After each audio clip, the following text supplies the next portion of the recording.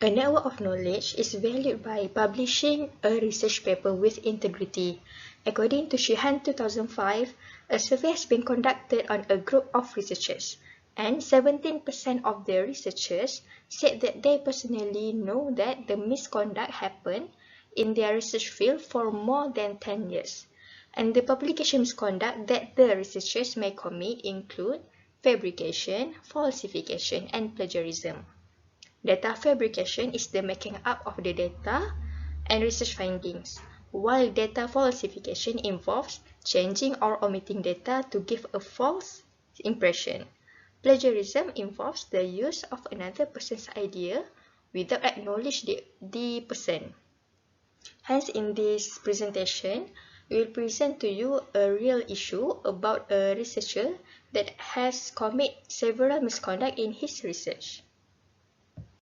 So our group will be focusing on Vishwajit Gupta. Gupta was a fraud Indian geologist from Punjab University specializing in fossils of Himalayan region. Surprisingly, his fraud researches managed to be published by Nature between 1964 and 1967. Nature is one of the top journals in the world known for its strict regulation, but Gupta fraud managed to pass this somehow. There are few crooked things that were did by Gupta. First, he faked his findings.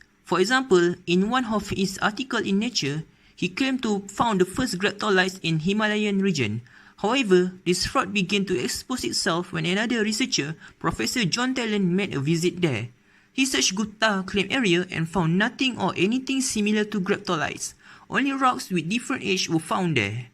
Professor John also said that with the extreme condition of Himalayan region, it is impossible for the graptolites to survive there. Then, Gupta also claimed to discover conodon and ammonite at Himalayan region. Further inspection from others found out that the claimed conodon has too much similarity and look alike with the conodon found from quarry deposit in Amsdale Creek, New York. Meanwhile, the ammonite looks similar to the one in Morocco, having shiny reddish-black appearance. However, the Himalayan ammonite were not supposed to have that characteristics because of the extreme cold temperature. The appearance happened because of weathering effects in tropical region.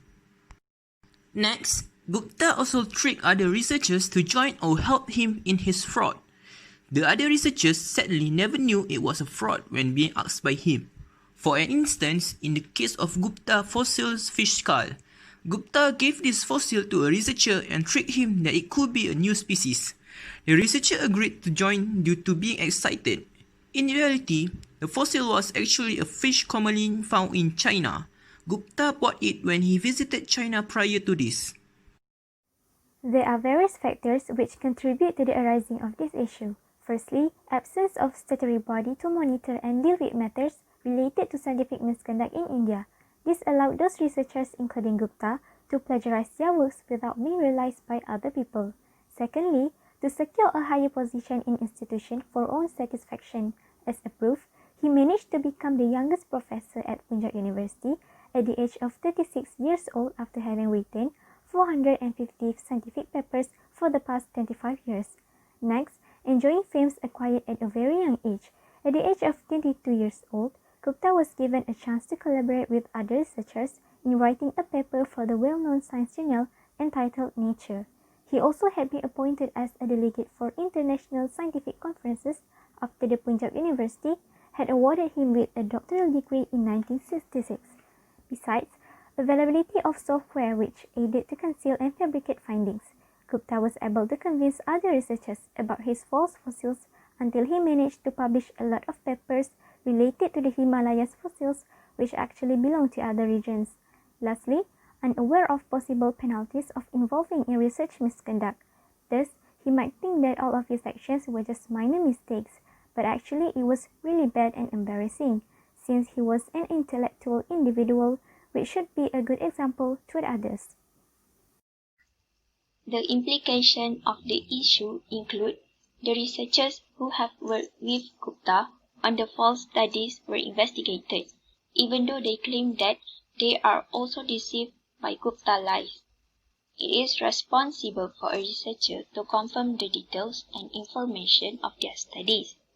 Then, numerous scientific reports written by Gupta on the finding of fossils in the Himalayan region caused high damage on the geology studies of Himalayan. The false recorded data have been referred by many other researchers and causes their studies to have limitation and uncertainty in the results. And all Gupta works on fossil studies have become waste and were ignored as it gives no benefit toward readers and researchers. What can we learn from this incident as a future scientist? First, honesty and integrity are the two elements that need to be instilled in our soul. We have to be honest when conducting a research and always think the impact of our act to everyone if we are committing fraud. From the incident, Gupta's dishonesty about his so-called findings has spread false information to many people. Second, do not practice plagiarism by admitting others' work as ours or stealing their works without giving credits to them. From the incident, Gupta admits that the fossil he took from the museum or other teaching resources as his own discoveries made from Himalayas. Next, learning and gaining new knowledge during research is more profitable instead of relying on something that we never did or find out. If we choose to commit fraud just for money and fame, then it will not last longer. From the incident, Gupta is no longer able to involve in the research field due to trust issues after his fraud has been exposed.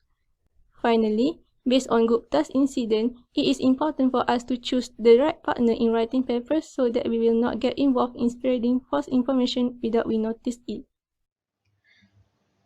To conclude, research misconduct can be resolved by educating authors who are less familiar with ethical aspects in publication. In this case, Gupta may not know the impact that he might face.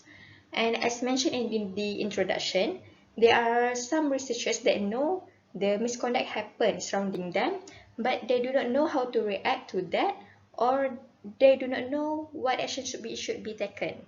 On top of that, the importance of preventing research misconduct is to keep a high standard of research publication in order to sustain the author's credibility so their hard work will be paid off. Lastly, the integrity value of a researcher is what keeps the dissemination or the continuation or the spreading of a true knowledge. And as a Muslim, integrity value is important and should be presented in our way of life. That's all from us. Thank you.